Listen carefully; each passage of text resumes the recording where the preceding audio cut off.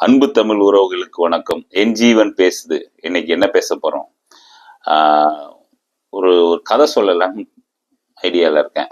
என்ன கதைன்னா, முழு பூசணிக்காய சோத்துல மறைச்ச கதை. ஆமா, கேள்விப்பட்ட கதை தான். ஆனா ரொம்ப நியாயமான ஒரு இதுல ஒரு கருத்து இருக்கு. எப்படின்னு கேளுங்க, முடிவுல சொல்லுங்க. அதாவது ஒரு ஊர்ல ஒரு பணக்காரன் அது வட்டி வசதிலாம் கொடுத்துட்டு பணம்னா என்ன வேணாலும் செய்வான்.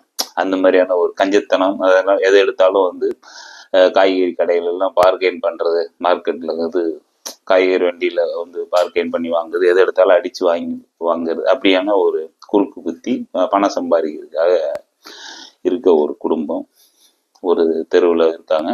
அதே பக்கத்து வீட்டில் பார்த்தீங்கன்னா உழைச்சி சம்பாதிக்கணும் அப்படிங்கிற ஒரு மனப்பான்மையோடு வாழ்ந்துட்டு இருக்காங்க. எப்படின்னா ஒரு பால் மாடு வச்சிருப்பாங்க, பால் கறப்பாங்க, விற்பாங்க. அதே மாதிரி ஒரு ஒரு ஒரு விவசாயம் மாதிரி, என்னது சம்சாரின்னு சொல்லுவோம்ல, ஒரு சம்சாரி குடும்பம்.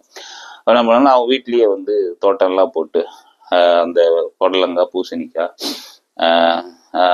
சொரக்காய் இந்த மாதிரிலாம் போட்டு வளர்த்து வீட்டுக்கு வச்சுப்பாங்க. மிச்ச நேரம்லாம் விற்பாங்க. அப்படியான ஒரு குடும்பம். இப்படி இருக்கும்போது என்ன பண்ணீங்கன்னா, அந்த பக்கத்து வீட்டில் இருக்க ஒரு பூசணிக்காய் போட்டிருக்காரு. நிறைய இடத்துல அங்கங்க அப்படியே வளர்ந்துட்டு இருக்கும். வளர்ந்து குறிச்சு வச்சிருவாரு. இந்த இடத்துல ஒரு காய் இருக்கு, இந்த இடத்துல ஒரு காய், இந்த அப்படின்னு. இப்படி குறிக்கும்போது பார்த்தீங்கன்னா, இன்னொரு பூசணிக்காய் பக்கத்து வீட்டுல அந்த காம்பவுண்ட்ல இந்த அந்த பணக்கார வீடு இருக்கு இல்லையா, அவர் வீட்டுல அந்த காம்பவுண்ட்ல ஒரு காய் வச்சிருக்கு. அதை குறிச்சு வச்சுக்கிட்டாரு. அதை 2-3 பேர்ட்ட சொல்லி வச்சிருக்காரு. இந்த மாதிரி இங்க ஒரு காய் இருப்பாரு, அங்க ஒரு வீட்டுல எல்லாம் சொல்லி வைப்பாரு, பக்கத்து வீட்டுல எல்லாம் சொல்லி வைப்பாங்க. உனக்கு காய் தரேன், அடுத்த வாரம் காய்ச்சிரும், வித்துடலாம் அப்படின்னா அவங்க வீட்டுல நிறைய பேர் அந்த தெருவில் இருக்கலாம் வாங்குறாங்க, வைக்கிறாங்க. இப்படி ஒரு ஃபேமிலி போயிட்டு இருக்கு.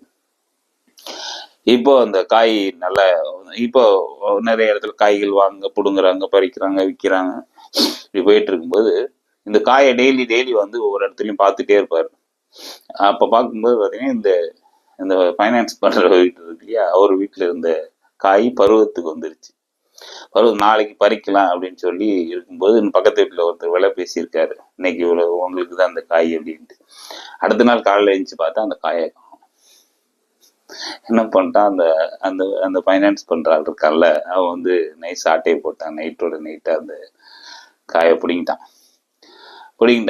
இந்த ஆள் பார்த்தா காயை காணோம்.